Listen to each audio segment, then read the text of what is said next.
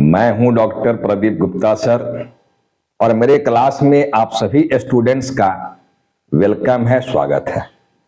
बच्चों, मेरे सारे स्टूडेंट्स, मेरा जो क्लास आज का भी होने जा रहा है अकाउंटिंग क्वेश्चन पर है और मैं ये लास्ट वीडियो आज अकाउंटिंग क्वेश्चन का दे रहा हूं आप लोगों को। लगभग ट्रांजेक्शंस में अकाउंटिंग इक्वेशन का कवर करने की कोशिश किया हूं। ये वीडियो नंबर मेरा जो 6 बन रहा है, लेक्चर नंबर 6, पार्ट 6 जो बन रहा है अकाउंटिंग क्वेश्चन का, इसमें बहुत सारे नए ट्रांजेक्शंस को लाया हुआ हूं जो आप जर्नल में पढ़े हुए हो, लेकिन इस चैप्टर के लिए नए ट्रांजेक्शंस हैं। ये अभी तक जो ट्रांजेक्शंस मैं दिया उसमें कोई भी ट्रांजेक्शंस यहां शामिल नहीं किया हुआ था, सिवाय 1-2 ट्रांजेक्शन का, चूंकि स्टार्टेड बिजनेस विद कैश तो सब में आ रहा है, और एक ड्रॉइंग का केस मैं यहां लिया हूं। बाकी सारे ट्रांजेक्शंस आपका नए हैं। सबसे मजे की बात है कि इसमें जितने भी ट्रांजेक्शंस मैं लिया, इसमें एक ट्रांजेक्शंस को छोड़कर बाकी जितने ट्रांजेक्शंस आए हैं, 1 या 2 ट्रांजेक्शंस को छोड़कर, ठीक है, जितने भी ट्रांजेक्शंस आए हुए हैं सबका रिलेशन स्टॉक से है, सब स्टॉक से बिलोंग करते हैं। देखो, तो बहुत ही मजेदार वीडियो आज का होने जा रहा है, ये बहुत ही मजेदार क्लास होने जा रहा है, क्योंकि एक जगह कलेक्ट करके मैं सारा कुछ आप लोगों को यहां दे रहा हूं स्टॉक से रिलेटेड। तो चलो मैं 1 बाय 1 ट्रांजेक्शंस को समझने का प्रयास कर रहा हूं कि ये सारे ट्रांजेक्शंस का इंपैक्ट मेरे अकाउंटिंग इक्वेशन पर क्या पड़ने वाला है। देखो, जितना भी वीडियो मैं बनाया, क्योंकि ये टॉपिक आपका अकाउंटिंग इक्वेशन है, जिसमें equation assets equal to liability plus capital, यानी ओवरऑल लायबिलिटी और कैपिटल लायबिलिटी है ए इक्वल टू एल। ये आपका अकाउंटिंग इक्वेशन है जो बार बार समझाते आ रहा हूं मैं कि ए इक्वल टू होता है आपका एल, ए और एल का अमाउंट इक्वल होना चाहिए। तो ये जितने भी ट्रांजेक्शंस है और पहले की भी वीडियो में जितने ट्रांजेक्शंस आए हुए हैं, उस ट्रांजेक्शंस में आपको क्या देखना था, क्या कंसीडर करना था कि जितने भी ट्रांजेक्शंस हैं, ये सारे ट्रांजेक्शंस का इंपैक्ट ये ए एंड एल वाली पिलर पर क्या पड़ने जा रहा है, एसेट्स और लायबिलिटी पर ये सारे ट्रांजेक्शंस का इंपैक्ट क्या पड़ने वाला है, यही देखना चाह रहे हैं अकाउंटिंग क्वेश्चन में। मेरा एसेट्स बढ़ेगा या घटेगा, मेरा लायबिलिटी बढ़ने जा रहा है या घटने जा रहा है, ये सारे ट्रांजेक्शन से, ठीक है। और फाइनली हमारा पोजीशन एसेट्स और लायबिलिटी का क्या है, बस यही चेक करना है हमको अकाउंटिंग क्वेश्चन से। तो चलो मैं ट्रांजेक्शंस को फिर यहां से देख रहा हूं कि इसमें कौन कौन से 2 एस्पेक्ट हैं। मैं पहले से बताते आ रहा हूं कि जब भी ट्रांजेक्शन दिया रहता है, आप उसमें एस्पेक्ट पहचानने की कोशिश करो कि एस्पेक्ट क्या है। तो पहला ट्रांजेक्शंस देखो, started business with cash by Sonal. कौन बिजनेस स्टार्ट किया? सोनल। कितने से स्टार्ट किया? 90,000। तो ये 2 एस्पेक्ट अपने को मिल गया, एक सोनल और दूसरा कैश। सेकेंड ट्रांजेक्शन की बात करो, गुड्स परचेज। परचेज मतलब खरीदे हो, क्या खरीदे हो? गुड्स खरीदे हो। किससे खरीदे हो? अनल से, नाम दिया हुआ देखो। अब बच्चे इतने सारे क्लास ले लिए, इतने सारे वीडियो में बना दिया, अब तो आप बोल ही सकते हो, समझ सकते हो बात को कि जब परचेज और सेल में नाम आ जाए तो समझो ट्रांजेक्शंस उधार में हुआ है, क्रेडिट में हुआ है, बाद में पेमेंट किया जाएगा। परचेज की हो तो पैसा देना पड़ेगा, बट अभी पैसा नहीं दे रहे हो, बाद में देने वाले हो, इसलिए पैसा देखो यहां पर कोई एस्पेक्ट नहीं बनेगा, क्योंकि पैसे का कोई मूवमेंट यहां नहीं हो रहा है, पैसे का आना जाना बिजनेस में नहीं हो रहा है, ठीक है ना। तो एक यहां पर अनल और दूसरा आपका गुड्स, यही 2 एस्पेक्ट बनेगा सेकेंड वाली ट्रांजेक्शन में। देखो थर्ड ट्रांजेक्शन देखो यहां पर आ गया, गुड्स विथड्रॉ। क्या निकाला गया है? गुड्स निकाला गया है, गुड्स निकाले हो। कौन निकाला? प्रोपराइटर। तो एक एस्पेक्ट ये है, कितने का निकाला? 3,000 का। तो ये केवल वैल्यू तय कर रहा है, पैसा का कोई मूवमेंट नहीं है, मनी का कोई मूवमेंट इस ट्रांजेक्शन में भी नहीं है, इसीलिए इस ट्रांजेक्शन में भी कैश हमारा एस्पेक्ट नहीं बनने वाला है। एस्पेक्ट आपका गुड्स बनने वाला है, प्रोपराइटर बनने वाला है। चूंकि गुड्स निकाला गया, क्या निकाला गया? गुड्स। तो गुड्स एक एस्पेक्ट बनेगा। कौन निकाला है? प्रोपराइटर, तो वो एक एस्पेक्ट बनेगा मेरा। नेक्स्ट ट्रांजेक्शन में जाओ, goods distributed as free sample. ठीक है, फ्री सैंपल के रूप में गुड्स को आप बांट दिए हो। किसको बांटे हो? गुड्स को। तो एक एस्पेक्ट देखो आपका यहां पर गुड्स हो गया और एक आपका यहां पर फ्री सैंपल हो गया, फ्री सैंपल, ठीक है। मनी का यहां पर देखो कोई रोल यहां भी नहीं है, मनी केवल वैल्यू तय कर रहा है कि कितना का गुड्स आप डिस्ट्रीब्यूट कर दिए हो, कितना का गुड्स आप बांट दिया, केवल यही वैल्यू बता रही है। कैश का यहां पर कोई रोल नहीं है, कैश का कोई मूवमेंट नहीं हो रहा है, कैश का कोई आना जाना बिजनेस में नहीं हो रहा है, इसलिए कैश मेरा एस्पेक्ट नहीं है। तो एक एस्पेक्ट यहां पर गुड्स हो गया और दूसरा एस्पेक्ट आपका फ्री सैंपल हो गया, यही हुआ। अब देखो नेक्स्ट ट्रांजेक्शन में goods given in charity oblique donation, ठीक है, गुड्स को आप डोनेशन में दे दिया, चैरिटी में दे दिया, चैरिटी में दे दिया, किस चीज को दे दिया, चैरिटी में, गुड्स को, किसको दिए हो, गुड्स को, कहां दिए हो, चैरिटी में। अब देखो यहां भी कैश का कोई रोल नहीं है, कैश केवल वैल्यू बता रहा है कि जो डोनेट किया आप गुड्स, दान में जो दे दिया उसकी वैल्यू क्या था, कितने का दान कर दिया तुम, तो बता रहा है कि 2000 का हम दान कर दिए, डोनेशन में दे दिए, चैरिटी में गुड्स को दे दिए। तो कैश का यहां कोई आना जाना नहीं हो रहा, कैश का कोई मूवमेंट नहीं है, इसलिए कैश यहां भी एस्पेक्ट नहीं बनेगा, ठीक है। तो सबसे इंपॉर्टेंट चीज होता है प्रॉब्लम में एस्पेक्ट को पहचानना। मेरे जर्नल वाले वीडियो में शुरू से आप वीडियो 1, 2, 3 देखोगे, सब में बहुत क्लियर समझाने की प्रयास किया गया है कि एस्पेक्ट को कैसे पहचाना जाए और एस्पेक्ट होता क्या है, ठीक है, और क्यों पहचाना जाता है, ये सारी बात मैं कर चुका हूं यार, देखना, ठीक है ना। अब देखो नेक्स्ट ट्रांजेक्शन में है गुड्स लॉस्ट बाई फायर, आग लग गया, ठीक है, किसमें आग लग गया, गुड्स में, देख गुड्स हो गया।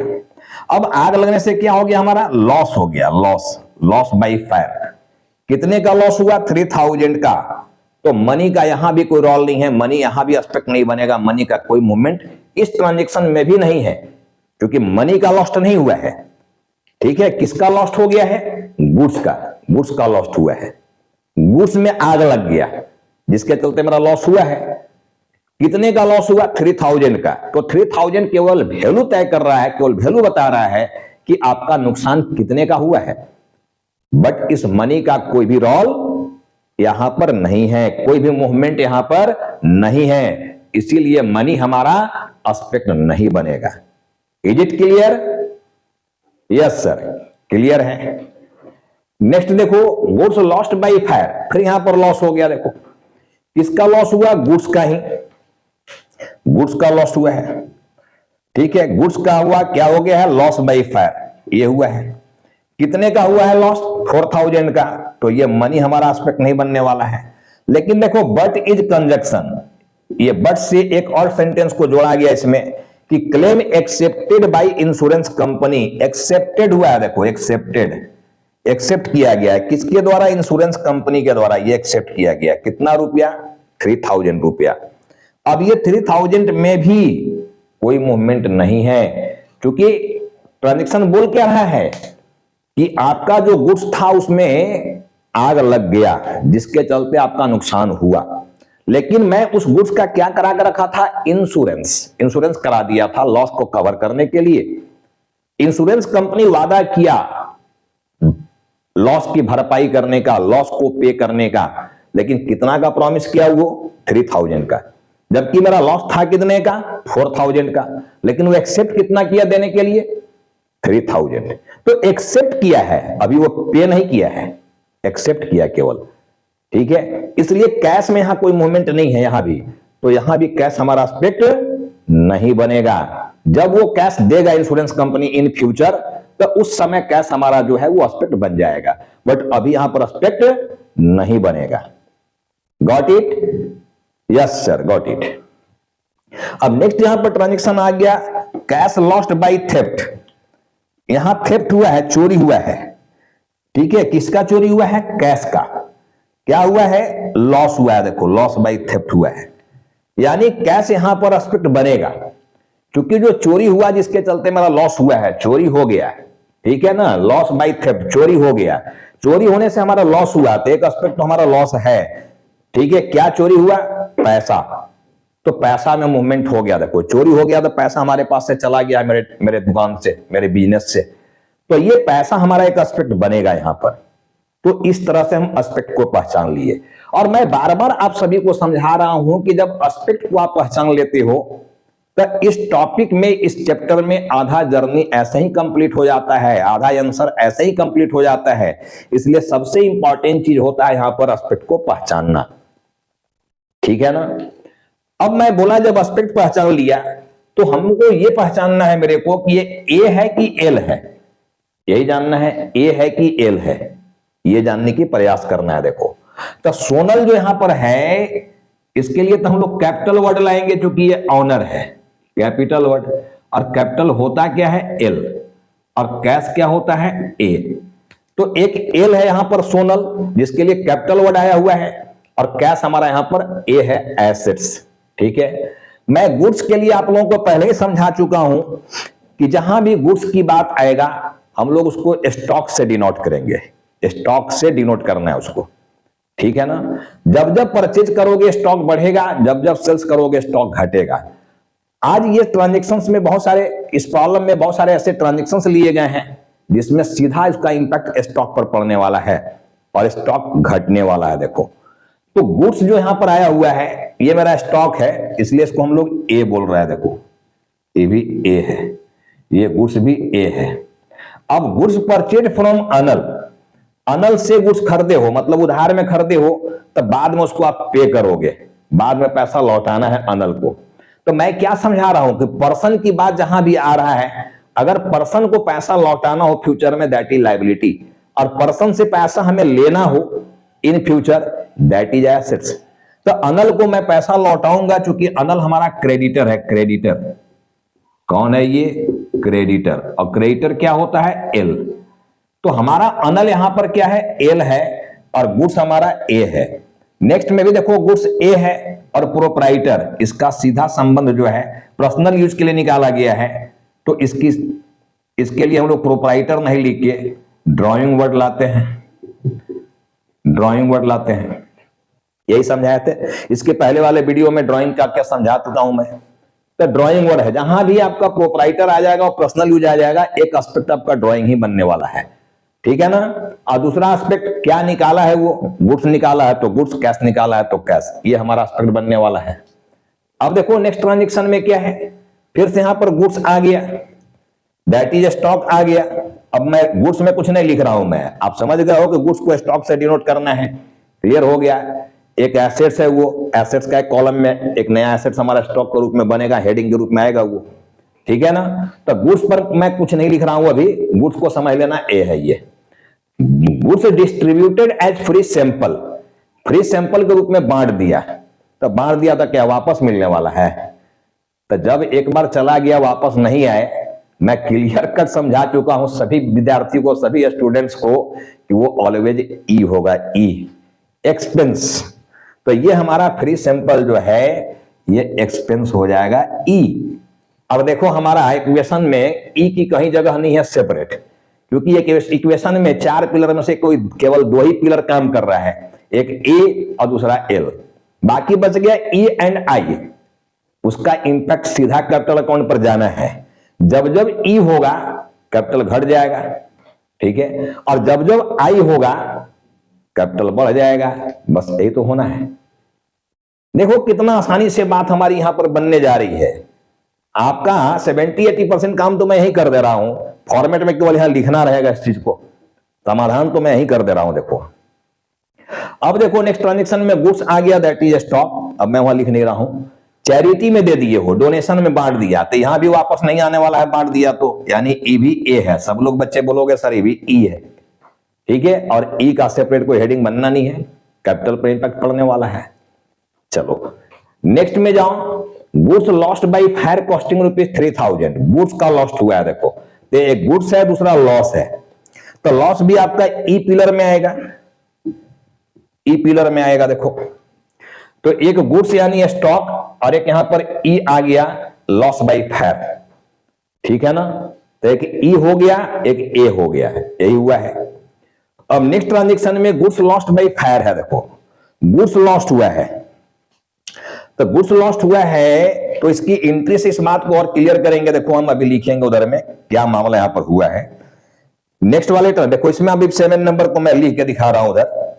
8 नंबर में आ जाओ, कैश लॉस्ट हुआ है। देखो कैश लॉस्ट बाई थेफ्ट, तो आपका कैश है कि यहां पर जो कि ए है, लॉस हो गया तो एसेट्स आपका कैश वाली कम हो जाएगी, और एक लॉस हो गया यहां पर लॉस, मतलब ये ई पिलर में है। देखो एक ई है और दूसरा ए है। लास्ट ट्रांजेक्शन में देख लेना, कैश लॉस्ट बाई थेफ्ट लिखा हुआ है, तो एक कैश हो गया जो एसेट्स की पिलर में है, और एक लॉस यहां पर हो गया जो ई के पिलर में है, एक्सपेंसेस एंड लॉसेस। यही समझाया गया। अब आपका ट्रांजेक्शन नंबर 7 की हम बात कर रहा हूं। देखो यहां पर ट्रांजेक्शन नंबर 7 में पहले तो आपका गुड्स लॉस्ट हुआ है, गुड्स लॉस्ट बाय फायर। ये समझना कितने का लॉस हुआ है, 4000 रुपीज का लॉस हुआ है आपका, 4000 रुपीज का। अब 4000 रुपीज का लॉस में से कितना का लॉस कवर कर दिया इंश्योरेंस कंपनी? मैं बोला था देखो बट से यहां पर ट्रांजेक्शन को जोड़ा गया है, एक ट्रांजेक्शन बट के पहले है, एक ट्रांजेक्शन बट के बाद है, यही आया हुआ है। तो इसमें मिनिमम 2 एंट्री होने वाला है। देखो अगर हम कंपाउंड की बात ना करें तो कंपाउंड में तो एक ही एंट्री से काम चल जाना है, और मैं जर्नल में कंपाउंड एंट्री भी आप लोगों को सिखा चुका हूं कि कंपाउंड किसका किया जाता है, कैसे किया जाता है, ठीक है ना, ये मैं वहां पर डिस्कस कर चुका हूं ऑलरेडी। अब देखो यहां पर अगर हम बट से पहले का अगर एंट्री लेना चाहें तो क्या एंट्री लोगे? गुड्स का लॉस्ट हुआ है तो लॉस तो डेबिट होता है, तो लॉस बाय फायर करोगे, loss by fire account debit 4000 rupees. और 2 जब लॉस हो गया तो आपका स्टॉक क्या होने वाला है, कम होने वाला है। देखो तो स्टॉक को हम क्रेडिट कर देंगे। स्टॉक जो है बेटे देखो, ये स्टॉक जो है यहां लिखा हुआ है, ये जो स्टॉक आप लोगों का है ये डेबिट नेचर का चीज है, प्लस नेचर का।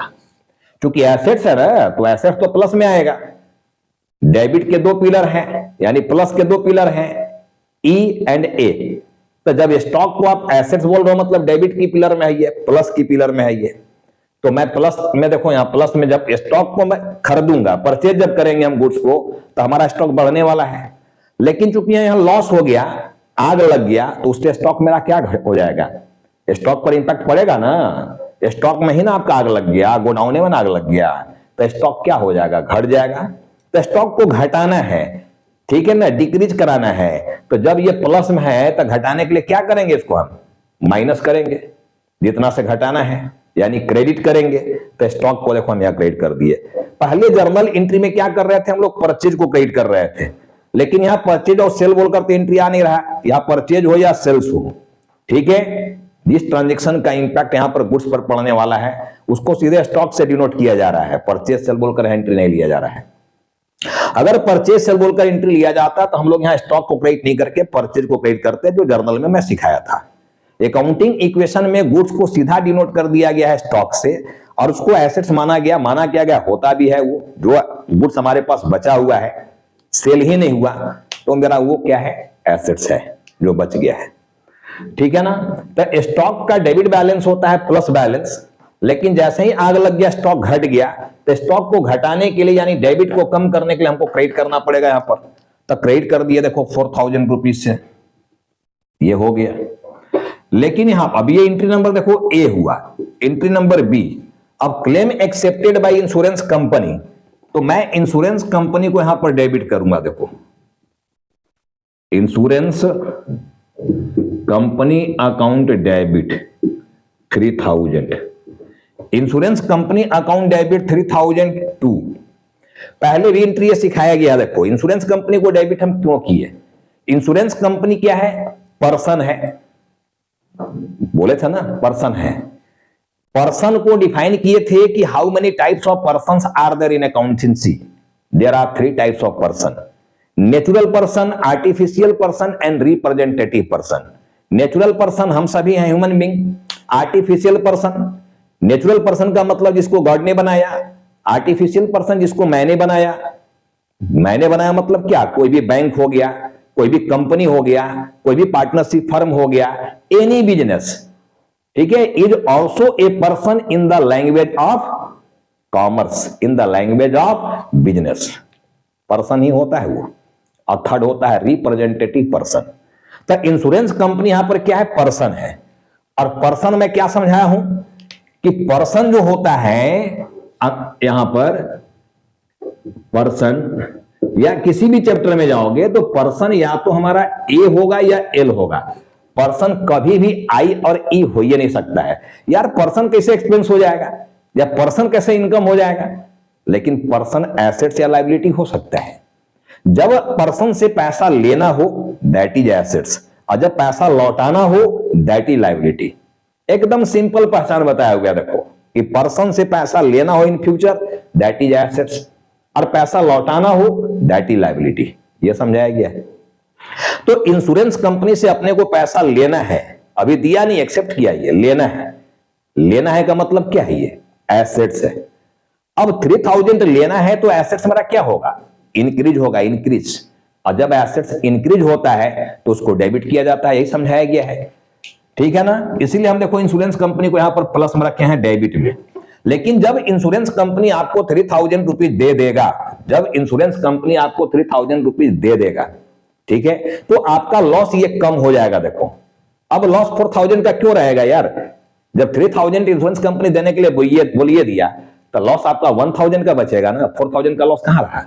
यानी इस लॉस को कम करना पड़ेगा। अब ये प्लस में पड़ा हुआ है, देखो, तो इसको कम करने के लिए माइनस करना होगा हमको। तो ये आ गया loss by fire account 3000 rupees, ये आ गया। तो ये दो एंट्री बना। होप कि आपको ये एंट्री समझ में आया होगा। देखो ये एसेट्स, ए पैसा लेना है, और ये तो आपका ई है ही, ई लॉस बाई फायर ई है। पहले आपका ई दैट इज एक्सपेंस यानी लॉस 4000 का था, लेकिन अब इंश्योरेंस कंपनी आपको 3000 देने के लिए बोल दिया, तो फाइनली जो आपको लॉस बचा, अल्टीमेट जो आपका लॉस बचा, वो तो 1000 बचा। तो देखो 1000 लॉस दिख रहा है कि नहीं दिख रहा है? आप प्लस किए हो 4000 से और माइनस यहां पर कर दिए हो 3000 से, माइनस किए हो 3000 से। तो बताओ जब माइनस 3000 से आप कर रहे हो, इसको माइनस किए हो, देखो ये माइनस किए हो, तो जब माइनस 3000 से कर दिया तो प्लस माइनस कैंसिल होके 1000 पर आया कि नहीं आया? अगर इसकी सिंगल एंट्री मुझे लेना हो तो सिंगल एंट्री क्या जाएगा? और में यानी कंपाउंड वाली एंट्री। मैं समझाया था कि जिस ट्रांजेक्शन का एंट्री एक से ज्यादा होने लगे उसकी रिप्लाई एक से ज्यादा एंट्री में नहीं देकर एक एंट्री में रिप्लाई देना कंपाउंड एंट्री कहलाता है। ठीक है, तो अगर इसका कंपाउंड करें तो कैसे किया जाएगा? प्लस माइनस से। प्लस माइनस से जो कैंसिल हो गया उसको छोड़ दो, लेकिन जिसका बैलेंस बचा हुआ उसको एज इट इज यहां पर नोट कर दो। तो देखो लॉस बाई फायर का यहां पर बचा हुआ है, लॉस बाई फायर जो है, loss by fire account debit कितना बचा हुआ है? 1000। सब लोग देख लो आप, 4000 प्लस में और 3000 यहां माइनस में है, तो कैंसिल होके 1000 पर आ गया लॉस। ठीक है ना? अभी हम डेबिट की बात कर रहा है, एक डेबिट काम कर लिया देखो मैं। अब एक डेबिट यहां पर इंश्योरेंस कंपनी, आप जितना से इसको डेबिट किए हो कहीं भी एंट्री में क्रेडिट नहीं हुआ है, मतलब इंश्योरेंस कंपनी का बैलेंस बचा हुआ है, कैंसिल नहीं हुआ ये। तो मैं यहां लिखूंगा इंश्योरेंस कंपनी अकाउंट डेबिट, कितना देने के लिए बोला? ये 3000।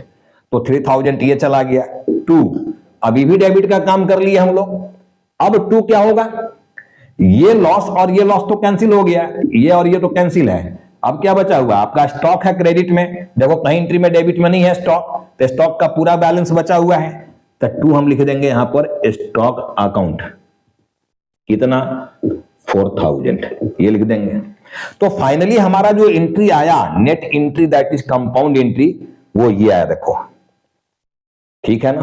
तो जब एंट्री इसकी समझ जाओगे तो हमारा इस ट्रांजेक्शन का इंपैक्ट क्या इक्वेशन पर पड़ने वाला है ये भी समझ जाओगे। फाइनल आंसर ये आया देखो, एक लॉस है, एक इंश्योरेंस कंपनी है। अब लॉस का मतलब क्या हो गया? ई पिलर में इंश्योरेंस कंपनी से पैसा लेना है, दैट इज क्या है? ये ए। ठीक है, और स्टॉक आपका यहां पर माइनस में चला जा रहा है, स्टॉक यानी स्टॉक घट रहा है। तो 3 जगह कहां कहां इसका इंपैक्ट पड़ने वाला है बेटे, समझो आप। क्लियर ये इंपैक्ट समझा दिया देखो। और वाली जो एंट्री है नेट एंट्री, ये क्लियर आपको समझा रहा है कि ये ट्रांजेक्शन नंबर जो हमारा 7 है, 7 नंबर ट्रांजेक्शन, उसका इंपैक्ट कहां कहां जाने वाला है। अकाउंटिंग इक्वेशन के पिलर ए एंड एल में कहां कहां इंपैक्ट जाएगा। तो लॉस बाई फायर जब आपका ई है, तो मैं पहले से हर वीडियो में समझाते आया हूं कि due to E amount of capital will decrease. ठीक है, जब जब आपका एक्सपेंस होगा कैपिटल का अमाउंट डिक्रीज हो जाएगा, कैपिटल का अमाउंट घट जाएगा। तो कैपिटल में जाकर माइनस कर देंगे 1000 रुपीज। नेक्स्ट इंश्योरेंस कंपनी, एक नया हेडिंग आ गया एसेट्स का, जो बाद में आपको पैसा मिलने वाला है 3000 रुपीज। इंश्योरेंस कंपनी से पैसा लेना है, दैट इज एसेट्स। तो हमारा एक नया एसेट्स बनेगा जब फॉर्मेट हम बनाएंगे इंश्योरेंस कंपनी बोलकर। ठीक है, जब तक ये पैसा नहीं दे रहा है एक हेडिंग बन जाएगा इंश्योरेंस कंपनी बोलकर। क्लियर हो गया ना? दूसरा यहां पर स्टॉक आया हुआ देखो 4000 से, तो जो भी स्टॉक रहेगा उसमें माइनस कर देना है 4000। जब आग लगिए गया तो 4000 का तो स्टॉक ऐसे भी आपके पास से चला गया है और कॉस्ट प्राइस पर ही जाना है। पहले भी हम बोल चुके हैं कि स्टॉक जब भी बढ़ेगा या जब भी घटेगा, ठीक है ना, कॉस्ट प्राइस पर, नॉट सेलिंग प्राइस। तो जितनी भी प्रॉब्लम्स यहां पर आई हुई है, देखो ये सब का वैल्यू, सबका अमाउंट जो देख रहा हो ट्रांजेक्शन में, गुड्स में, सब कॉस्ट का अमाउंट दिख रहा है, सेलिंग प्राइस कुछ नहीं है, क्योंकि सेल किए ही नहीं हम, तो सेलिंग प्राइस आएगा कहां से? गोडाउन में आग लग गया तो जो हम खरीद कर रखे थे उसी में आग लग गया। तो जब सामान हम खरीदे थे तो जितना भी हम खरीदे होंगे उसको कॉस्ट प्राइस ही तो बोलेंगे, लागत प्राइस ही तो बोलेंगे। तो सारा ट्रांजेक्शन देखो यहां पर लागत प्राइस पर है, सेलिंग प्राइस पर कुछ नहीं है। तो इसी अमाउंट से हमारा स्टॉक बढ़ने या घटने वाला है। कोई डिफरेंस हमको प्रॉफिट लॉस यहां चेक नहीं करना है, नहीं निकालना है, ठीक है ना, क्योंकि प्रॉफिट लॉस का कोई केस नहीं है तो नहीं निकाला जाएगा। अब इसी प्रॉब्लम को देखो हम टेबल में बनाकर दिखा रहे हैं। आपका 7वां नंबर ट्रांजैक्शन जो आया हुआ था, 7 नंबर ट्रांजैक्शन, उसका फाइनल इंपैक्ट हम यहां लिख दिए। देखो एक ई है, एक ए है, और स्टॉक भी आपका ए ही है, ये भी तो ए ही है, ए, ठीक है। अब उसमें आग लग गया जिससे क्वांटिटी कम हो गया, मतलब एसेट घट गया, ठीक है ना, बस यही समझना था। तो इंपॉर्टेंट चीज देखो, ट्रांजैक्शन यहां था जिसमें बच्चे अधिकतर क्या होते हैं, उनको अधिकतर बच्चों को प्रॉब्लम हो जाता है इस तरह के ट्रांजैक्शंस का इंपैक्ट देखने में कि कहां कहां इसका इंपैक्ट जाएगा, एसेट्स और लायबिलिटी में कहां कहां इसका प्रभाव ले जाए, कहां कहां इसको ऐड करे, लेस करे, कहां दिखाए। तो होप कि आपको ये ट्रांजैक्शंस की जो एंट्री हम लिए, ग्रॉस एंट्री और नेट एंट्री, और नेट एंट्री से जो रिप्लाई निकाले हम, वो आप सभी को समझ में आया होगा, ठीक है ना। अब मैं मिटा के देखो इस प्रॉब्लम को बना रहा हूं, समझो।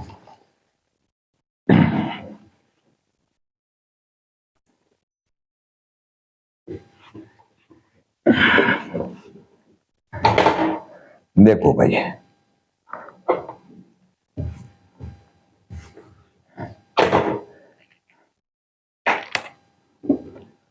Accounting equation,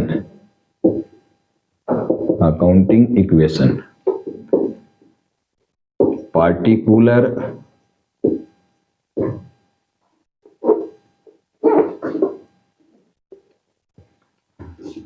assets and liabilities,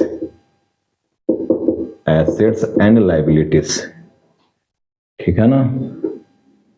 चलो, अब ये मेरा हेडिंग आ गया। यहां पर एक लायबिलिटी आपका कैपिटल तो बनेगा ही बनेगा, पहला ही ट्रांजैक्शन में आया हुआ है कैपिटल। अब तो आपको हेडिंग समझ में आना भी चाहिए। और एक आपका आया हुआ है क्रेडिटर, सामान उधार खरीदे हो तो एक क्रेडिटर आपकी लायबिलिटी आएगा। देखो यहां पर क्रेडिटर पड़ा हुआ है, ये भी एक लायबिलिटी है, और कैपिटल तो आपका लायबिलिटी है ही।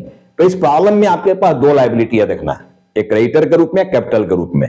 एसेट्स के रूप में आपके पास आया हुआ है कैश, एक आपका कैश आया हुआ है, ठीक है ना, कैश यहां आया हुआ है एसेट्स। स्टॉक आपके पास आया हुआ है गुड्स के रूप में, देखो स्टॉक है, तो एक एसेट्स आपका स्टॉक के रूप में आया हुआ है, और एक आपका इंश्योरेंस कंपनी के रूप में आया हुआ है। बेटे देखो, इंश्योरेंस कंपनी, एक एसेट्स आपके पास ये आया हुआ है। बस यही आपका हेडिंग है, देख लेना, सारा हेडिंग रेडी हो गया आपका एसेट्स और लायबिलिटी का। एसेट्स वाली पिलर में केवल 3 एसेट देखो ये पूरे ट्रांजैक्शन से निकल कर आया, एक कैश, दूसरा स्टॉक, तीसरा इंश्योरेंस कंपनी, और 2 लायबिलिटी निकल कर आ रहा है क्रेडिटर एंड कैपिटल। ये सारा अंडरलाइन करके मैं लिखा हुआ हूं। अब ये ट्रांजैक्शंस में देखो, पहला ट्रांजैक्शन जो मेरा यहां आया हुआ है, स्टार्टेड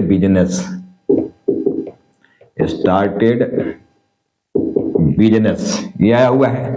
90,000 रुपीज से आप बिजनेस स्टार्ट किए हो तो 90,000 रुपीज आपका यहां पर आ रहा है। देखो स्टॉक में कुछ नहीं, इंश्योरेंस कंपनी में कुछ नहीं है, क्रेडिटर में कुछ नहीं है, कैपिटल आपका यहां पर 90,000 रुपीज से आ गया। देखो अब हमारा इक्वेशन देखो जा रहा है इक्वल, एसेट्स भी इधर 90 का, उधर लायबिलिटी भी 90 का है, यही हो रहा है। अब सेकेंड ट्रांजैक्शन जो हमारा यहां पर आया हुआ है, गुड्स परचेज किए हुए हो, परचेज। अब गुड्स आप यहां पर खरीदे हुए हो, देखो अनल से 20,000 रुपीज का, तो कैश पर तो कोई इंपैक्ट नहीं पड़ेगा, लेकिन आपके पास स्टॉक 20,000 रुपीज का आ गया, इंश्योरेंस कंपनी कुछ नहीं है बट क्रेडिटर आपके पास अनल के रूप में आया हुआ है, देखो 20,000 रुपीज का, और ये कैपिटल पर भी कोई इंपैक्ट नहीं पड़ा। तो जो भी आप यहां गुड्स खरीदे हो अनल से, आपका स्टॉक बढ़ेगा, यही ना हो रहा है, स्टॉक बढ़ जाएगा, और अनल आपका क्रेडिटर है, दैट इज लायबिलिटी है, तो आपका देखो उधर अनल में चला गया 20,000 रुपीज, यानी क्रेडिटर में चला गया। तो दो इंपैक्ट देखो मिल गया ट्रांजेक्शन पर, कहां कहां इंपैक्ट पड़ रहा है। अब कैश हमारा एज इट इज रह गया 90,000 का, स्टॉक हमारा यहां पर आ गया 20,000 का, इंश्योरेंस कंपनी में अभी कुछ नहीं है बट क्रेडिटर में मेरा आ चुका है 20,000 रुपीज, और कैपिटल भी हमारा एज इट इज अभी 90,000 ही है, ये 90,000 ही है देखो। अब हमारा ये न्यू इक्वेशन यहां पर मिल चुका है, ये new equation any. Third transaction में यहां पर ले रहा हूं, देखो अब गुड्स विथड्रॉ किया गया है, गुड्स विथड्रॉ किए हो, विथड्रॉ किया गया। गुड्स जब निकाले हो आप, कितने का निकाले हो? 3,000 का, प्रोपराइटर निकाला है पर्सनल यूज के लिए, तो फिर ड्राइंग की बात हो रहा है, ड्राइंग, और ड्राइंग से सीधा कैपिटल कम हो जाता है। जब जब ड्राइंग की बात आएगा, चाहे कैश में पैसा निकालो या गुड्स निकालो, उसका इंपैक्ट सीधा कैपिटल पर पड़ने वाला है, कैपिटल आपका कम कर दिया जाएगा। गुड्स निकाले हो तो ऐसा थोड़े कि फ्री में लेके घरे चल जाओगे, प्रोपराइट ऑनर हो तो पैसा आपसे भी लिया जाएगा, कॉस्ट प्राइस, ठीक है, प्रॉफिट नहीं लिया जाएगा बट कॉस्ट प्राइस। तो जो कैपिटल आप बिजनेस को दिया था उसी में से हम पैसा को काट लेंगे, कैपिटल आपका कम कर देंगे। तो जब जब ड्राइंग का केस होगा कैपिटल आपका घटा दिया जाएगा, कम कर दिया जाएगा। तो एक तो गुड्स निकाले हो तो स्टॉक तो आपका माइनस होगा ही होगा, 3,000 से स्टॉक कम हो जाएगा, ठीक है ना।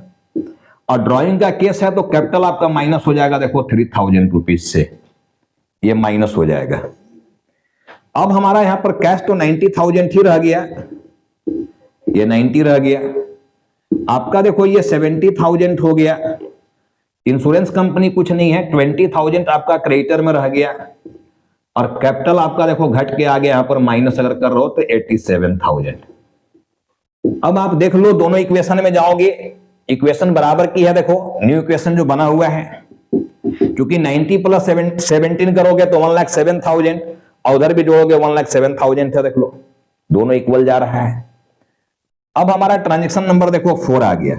देखो यार, चकाचौंध के दुनिया में पढ़ने की जरूरत नहीं है, आजकल बहुत सारे smart classes, smart board, but teacher smart होने चाहिए। जिनकी क्लास आपको समझ में आए उनकी क्लास आप अवश्य करें। मेरी क्लास आपको समझ में आ रहा है तो मेरी क्लास करो, मेरा वीडियो देखो। अगर मेरे से बढ़िया कोई टीचर आपको पढ़ा रहा है तो फिर उसकी वीडियो देखो, बेस्ट होना चाहिए। बट अगर बच्चे वास्तव में आपकी मेरी क्लास अच्छी लग रही है तो एक लाइक तो बनता है यार, एक लाइक होना चाहिए, ठीक है ना। चलो ठीक है। Number 4, goods distributed as free sample लिखा हुआ है, देखो goods distributed as free sample, तो स्टॉक आपका कम हो जाएगा। गुड्स डिस्ट्रीब्यूटेड कर दिए हो, डिस्ट्रीब्यूटेड एज फ्री सैंपल, तो आपका स्टॉक यहां पर माइनस होने वाला है। देखो कितना का सैंपल दे दिया, 1,000 रुपीज का बांट दिया स्टॉक, तो स्टॉक आपका कम हो जाएगा। और फ्री सैंपल आपका देखो ई है, ई, क्योंकि जब फ्री में बांट दिया तो आप वापस तो होना नहीं है, तो फिर एक्सपेंस है, और एक्सपेंस से कैपिटल कम हो जाता है, तब कैपिटल में माइनस कर देंगे। देखो यहां पर 1,000 रुपीज ये माइनस कर दिए, बाकी इसका कहीं इंपैक्ट नहीं है। तो अब आपका कैश यहां पर रह गया 90,000 का, यहां पर आपका देखो 16,000 पर आ गया स्टॉक।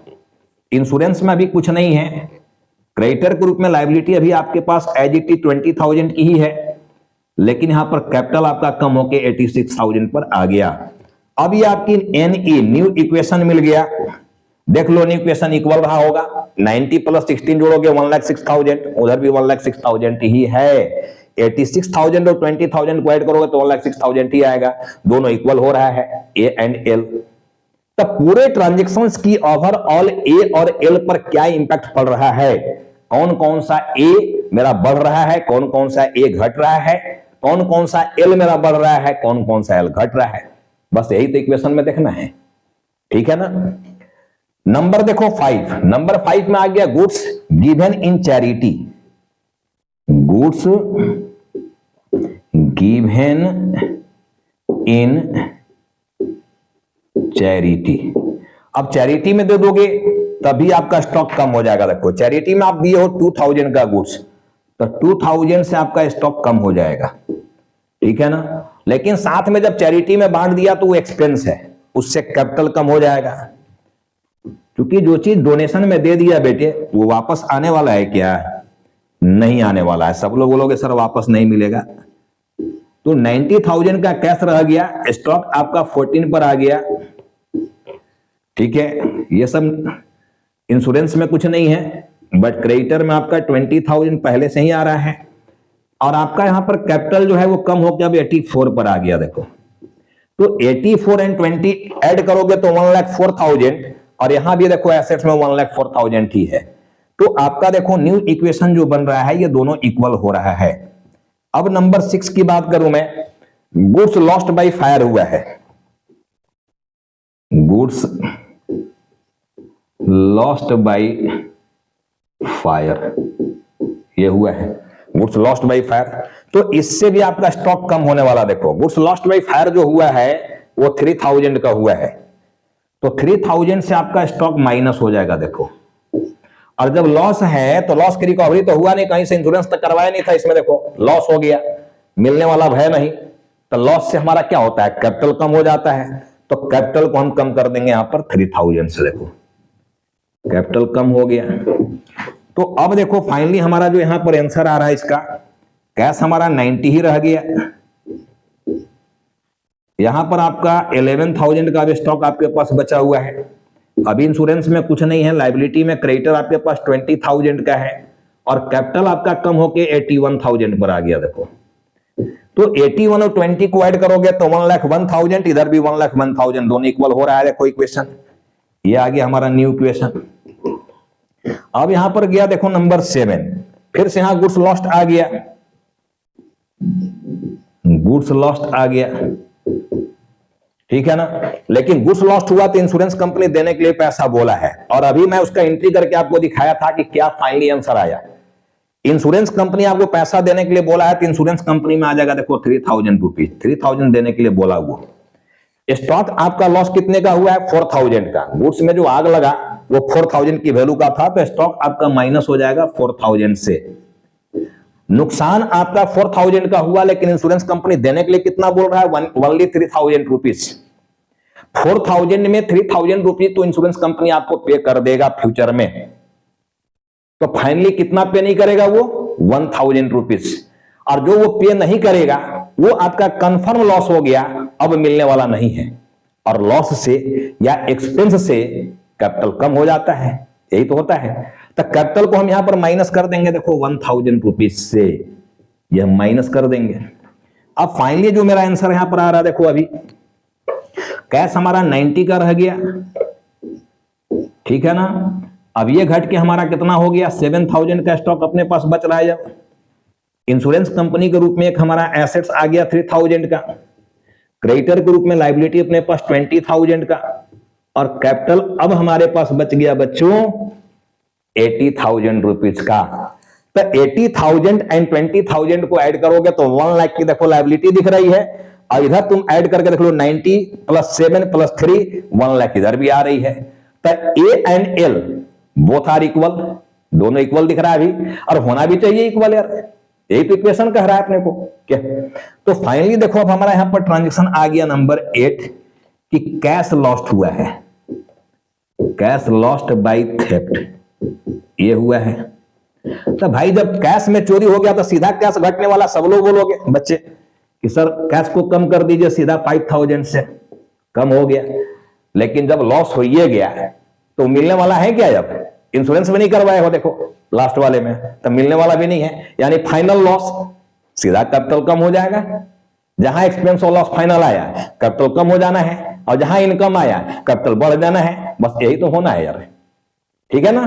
तो कैपिटल को मैं कम कर दूंगा देखो 5,000 से, ये कैपिटल को मैं कम कर दिया, ठीक है।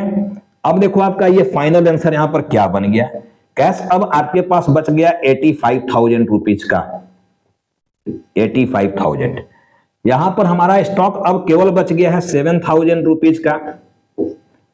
इंश्योरेंस कंपनी से अपने को लेना है 3,000 रुपीज, क्रेडिटर के रूप में अपने पास अब देखो लायबिलिटी है 20,000 रुपीज का, और कैपिटल हमारा कम होके बच गया 75,000 रुपीज ओनली।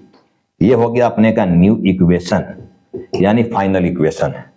तो देखो फाइनली हमारा ए एंड एल इक्वल है या नहीं है?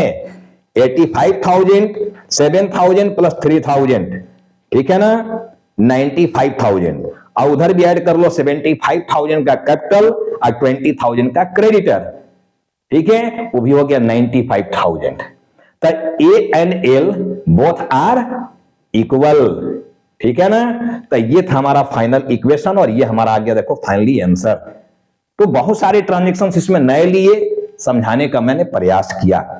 तो होप कि आपको ये वीडियो समझ में आया होगा, काफी कुछ आप इससे सीखेंगे, ठीक है। इसको बार बार प्रैक्टिस करते रहिए। मेरा सुझाव है कि प्रैक्टिस जितना ज्यादा करेंगे आप परफेक्ट बनेंगे।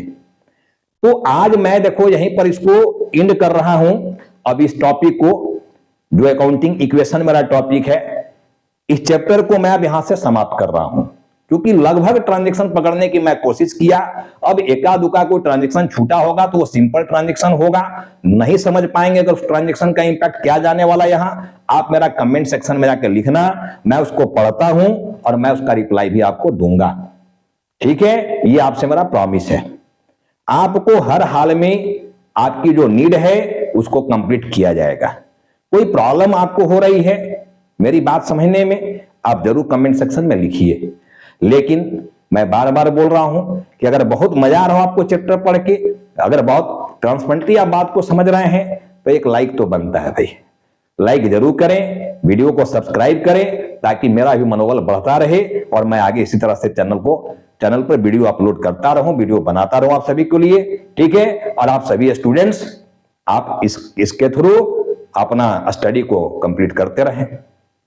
तो मैं अपनी इस क्लास को अब यहां पर स्टॉप कर रहा हूं, ठीक है, बल्कि इस चैप्टर को ही स्टॉप कर रहा हूं।